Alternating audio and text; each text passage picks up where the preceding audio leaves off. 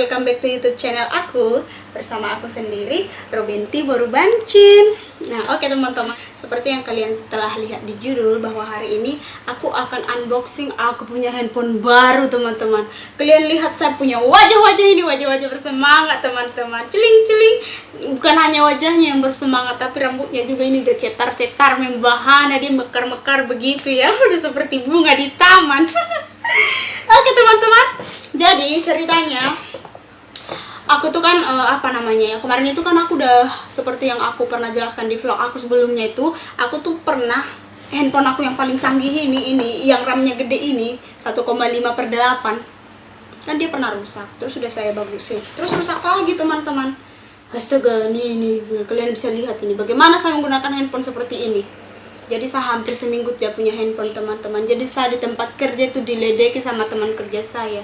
Terbodoh kau, gak ada handphone kau, kasihan katanya. Jadi saya tuh udah kayak ini teman-teman, kayak yang di meme-meme yang seperti ini nih. Hidup tanpa handphone Android itu rasanya bagai taman tak berbunga. Oke, nggak usah kita lama-lama lagi teman-teman. Kita buka saya punya handphone baru ini. Nah, kalian lihat ya kan? Tapi tasnya ini terlalu jelek untuk handphone 3 juta ya. Saya beli handphone itu 3 juta. Kemarin saya beli dari Samsung itu handphone Z7 Prime, harganya cuma 2 juta. Tasnya ini teman-teman, cantik mewah. Tapi don't judge a book from the cover, katanya gitu kan. Ya meskipun tempatnya jelek, tapi isinya teman-teman itu handphone harga 3 juta teman-teman. Astaga, saya sangat semangat sekali. Baju kuning tak pakai kolor. Maaf, bercanda. Beli ini dapat gratis ini teman-teman, tapi saya tidak pakai ini. Oke teman-teman, kita langsung buka saja. Ini kemarin kan sudah agak dikoyak-koyak kan, karena kan mereka harus cek kita punya handphone itu bagus apa enggak gitu kan. Jadi ini ya. Oke, kita miringkan dulu. Saya tidak punya meja teman-teman, ini penerangan ala kadarnya ya. Nah, ini di sini aja. Aduh, bagaimana dibikin? Nah, ya, kau turun dulu ya. Nah, baru kita buka ya teman-teman. 1, 2, 3. Sreng jeng jeng, jeng jeng jeng. Astaga, jeng jeng jeng. Mari kita lihat apa di dalamnya teman-teman. Pertama, jukit-jukit. Apa bahasa Indonesianya ya? Tusuk-tusuk gitu loh. Ini kan handphone zaman sekarang itu teman-teman, dia punya tempat kartu sama memori itu, kalau nggak ditusuk dia tidak mau keluar. Di dalamnya apa? Mari kita lihat lagi. Ya, ini invoice-nya, ini invoice pembelian. Sama ini bajunya teman-teman, dapat baju gratis. Masih lengkap sama segel-segelnya. Oke. Terus kemudian, mana tadi tusuk-tusuknya aku bikin? Aku cabut kan? Oh enggak, ini. Kita singkirkan dulu dia ke sini, ke kiri, ke kanan, kemanakah ini? Dan mari kita lihat teman-teman. Kayak gitu cara ngeluarkannya ya. Handphone baru teman-teman. Handphone baru, astaga. No.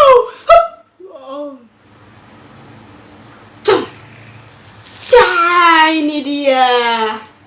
Ini dia handphonenya. Saya paling suka tuh handphone kalau warna putih teman-teman. Jadi dia kelihatan bersih gitu, menarik ya. Jadi biar hidup ini tidak terlalu hitam kan, jadi kita pilih barang yang putih-putih. Mari kita hidupkan dulu dia. Kita hidupkan teman-teman. BTW menunggu dia hidup, kita baca dulu apanya, hosa-hosanya di sini. Ini adalah 30W flash charge G, 4300 mAh baterai. Nah, kayak gitulah tulisannya teman-teman. Itu kalau di kampung kami bacanya itu 30W flash charge, 4300 mAh baterai. Itulah pokoknya, aku nggak bisa bahasa Inggris, itu udah jago kali itu teman-teman. Oh, ini dia lebar kali, ini udah kayak aduri nih teman-teman. Astaga, ini kepala chargernya ini besar sekali teman-teman. Ini sudah kayak itu apa? Charger laptop. Oh, dia masih ada plastik-plastiknya teman-teman, ini bisa dibuka-buka. Tapi kalau aku baca di Google teman-teman, dia 45 menit penuh loh, 4300. Ini dia kabelnya gede juga ya. Gede banget nih kabelnya, gemuk. Tapi yang punya kurus teman-teman. Terapa-apa lah ya. Gak bisa orangnya yang gemuk ya, paling tidak barangnya ya kan. aja isinya teman-teman. Tapi saya agak sedikit kecewa begitu, ternyata kalau beli handphone real tidak dapat handset, padahal kalau Samsung kan dapat handset gratis. Jadi kemarin itu saya ditawarkan buat beli handset. Jadi kalau beli handphone tuh dapat diskon 50% beli earphone merek Realme gitu kan. Terus pas aku pasang gitu kan, dia tuh nggak bum bum bum, nggak gitu dia suaranya kan. Kalau handphone Samsung tuh kan bilang bum bum bum gitu, apa namanya, bassnya gitu. Jadi kalau kita dengar musik gitu kan bum bum bum gitu kan, dia bassnya itu kan enak kali gitu di kuping gitu kan. Kalau aku tes setong handsetnya itu kan enggak ngebas setong kan, jadinya nggak mau aku. Padahal bukan karena nggak mau, karena gak ada juga nyewangku. Oke, jadi teman-teman aku cerita sedikit ya. Aku beli handphone ini tuh nggak ngeluarin duit sepeser pun, bahkan DP pun nggak. Ceritanya gini, karena handphoneku udah rusak, terus kemudian ya tau lah, aku juga kan lagi masih banyak butuh lah info-info gitu kan ya. Namanya juga zaman sekarang mah hidup tanpa Android itu apa ya kan. Jadi akhirnya pengen ngredit gitu kan, kredit pakai home credit. Kalau pakai KTP aku KTP ku tuh hanya KTP doang. Sementara kalau home credit tuh kan paling tidak ada BPJS atau NPWP gitu kan, dia harus punya dua gitu, harus ada pendamping dari KTP ini. Sementara aku nggak punya. Nah, sementara kalau KTP-nya doi, dia beberapa kali tuh udah ditolak dari home credit karena dia punya KTP tuh dulu, dia perekaman KTP tuh dia zaman dia sangat kurus gitu. Sementara sekarang kan dia udah gemuk. Jadi foto di KTP sama foto di asli nggak mirip, jadinya ketolak dulu sama home credit. Akhirnya gini akhirnya kan kita berpikir gini aja, aku tanya lah sama teman satu gereja, ada kakak satu marga sama aku sih, dia baru si Galingging ya, baru si Tanggang. Terus aku tanya, Kak, ada nggak sih teman satu gereja kita yang punya ponsel gitu kan, ya paling tidak bisa bantulah kredit gitu kan. Jadi emangnya kenapa gitu kan, HP si Benti tuh rusak katanya kan. Jadi dia pengen beli, tapi dia mau beli yang tipe tinggi aja dan yang bagus lah, biar nggak ganti-ganti lagi gitu. Ternyata terkadang tuh ya, kita tuh rezeki tuh nggak kita duga-duga. Datang kakak itu bilang gini, yaudah belinya pakai kartu kredit kakak aja, ntar Benti nyicil sama kakak gitu. Jadi saya, teman-teman, saya beli handphone ini tuh benar-benar nggak ada ngeluarin duit sepeser pun, serius. Jadi benar-benar beli itu pakai kartu kredit kakak itu semua. Jadi ini harganya kemarin itu 3299, 3.300.000 lah. Ini RAM 4/128. Awalnya sih aku pengennya beli Realme XT kan, cuman ternyata Realme XT itu sekarang udah barang discontinue gitu. Jadi awalnya kan kakak ini akhirnya pesan tuh dari Lazada. Jadi kakak ini udah punya toko lah, langganan belanja di Lazada, belanja handphone gitu kan. Pesan dari situ ternyata di cancel sama pihak store kan, pihak toko. Ya akhirnya kita tahu ternyata bahwa Realme XT itu udah discontinue gitu, jadi udah nggak ready stock lagi gitu kan. Akhirnya datang kakak itu, dibilang aja lah, yaudah kita beli ke Giant aja, ke Bekasi katanya gitu. Jadi janjian lah di Giant jam 6 sore. Aku izin dari tempat kerja aku kan, sekarang kerja jadi ini teman-teman, wanita malam. Jangan berpikir negatif dulu teman-teman. Saya tuh sekarang kan kerja di kafe kopi kan, jadi kerjanya malam. Jadi masuknya tuh di jam 4:30. Terus aku beres-beres dulu, nyampe di kafe aku beres-beres semua, aku semua udah beres-beres kan. Baru jam 6 aku izin bentar keluar buat beli handphone gitu, dan diizinin kan. Ya udah puji Tuhan, pergi ke Giant beli handphone, langsung ke gerai Realme resmi ya, gerai resmi Realme Bekasi gitu kan. Akhirnya ditawarin lah tuh Realme Note 6 yang terbaru katanya gitu kan. Jadi ada yang RAM 8/128. Jadi dia barangnya tuh hanya ada warna putih sama warna biru. Ternyata yang RAM 8 ini harganya 3899 39 lah. Sama juga dengan Realme XT. Realme XT pun kan segitu juga harganya kan. Jadi aku rencananya mau beli yang RAM 8. Ternyata nggak ready stock yang warna putih, yang warna biru tuh aku paling nggak suka kan. Akhirnya ya udahlah, RAM 4 pun nggak apa-apa lah gitu, beda gopek kan. Jadi RAM 4 ini kan 33, sementara RAM yang RAM 8 tuh 3799, 38 lah, 38, beda 500.000 dia kan. Akhirnya aku pikir-pikir gini kan, karena ternyata aku kan bukannya butuh harus untuk ngegame apa, enggak kan. Aku tuh hanya butuh buat ngevlog, ngedit gambar, ngedit video, sama media sosial kan, itu doang. Jadi aku pikir-pikir, aku ingat handphonenya Doi juga kan RAM 3 lancar juga gitu kan. RAM 3 juga lancar, apalagi RAM 4 udah lancar lah itu gitu kan. Dan ternyata kakak itu juga handphonenya masih RAM 4 kan, lancar juga. Jadi ya udahlah, RAM 4 aja lah, nggak apa-apa, yang penting warna putih gitu kan. Terus udah gitu juga lumayan, harganya beda 500.000 gitu. Terus kemudian juga namanya kita udah minta tolong sama teman, udah ditolongin ya, janganlah juga banyak kali permintaan kan. Cengkunek-cengkuneknya, cari di toko lain aja lah kak, aku mah yang RAM 8 terus warna putih. Hello, kita udah dibantu, kita tahu diri sedikit gitu. Dan juga RAM 8 sama RAM 4 itu dia bedanya hanya di RAM doang gitu. Jadi semuanya sama kan. Dijelaskan kakak itu. ROM-nya juga 128, semua sama, baterainya juga 4300. Jadi semua sama, hanya beda di RAM doang gitu. Ya udahlah, nggak apa-apa lah, RAM 4 aja gitu. Karena juga awak bukannya cewek yang gamer-gamer banget kan. Biasa kalau untuk RAM itu kan dia untuk biar nggak lelet. Dia semakin RAM-nya semakin tinggi, dia semakin cepat untuk perputaran aplikasi itu gitu loh kan. Biasa kan orang kalau butuh yang RAM tinggi tuh ya buat main game gitu. Ya, kalau awak kan enggak, paling main Facebook, WA, ngedit video, ngedit gambar gitu-gitu doang kan. Jadi ya udahlah gitu. Terus satu sih yang aku ambil hikmahnya dari kejadian ini, itulah namanya yang sehabis hujan pasti ada pelangi, katanya gitu. Saya udah lama banget dari tahun lalu tuh pengen beli handphone, nggak kesampaian teman-teman. Gak kesampaian, tiba udah agak lumayan pemikiran, akhirnya langsung corona akhirnya PHK. Malah dibalik saya udah nggak, bisa dibilang penghasilan udah bener-bener minus banget gitu, malah handphone rusak. Ini kayak serasa itu udah jatuh ketimpa tangga lagi gitu kan. Tapi ternyata dibalik itu akhirnya aku bisa beli handphone gitu, dapat kepercayaan dari orang,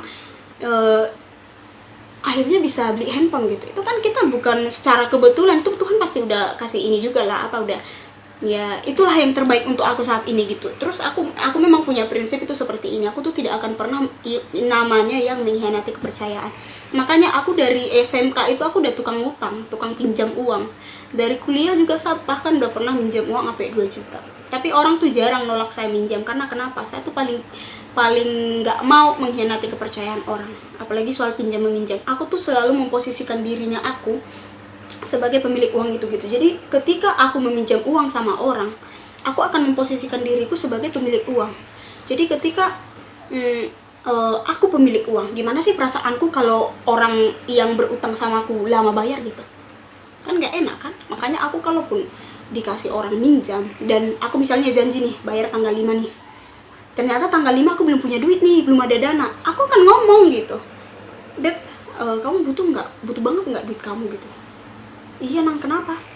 Oh ya udah, soalnya aku belum ada uangnya. Ntar kalau ini aku usahakan deh pinjam sama yang lain, nanti tanggal sekian aku ada uang baru aku ganti sama dia gitu. Nggak apa-apa, ya udah nanti tanggal sekian aja bayar, katanya gitu. Ya udah, puji Tuhan gitu. Jadi aku tuh nggak pernah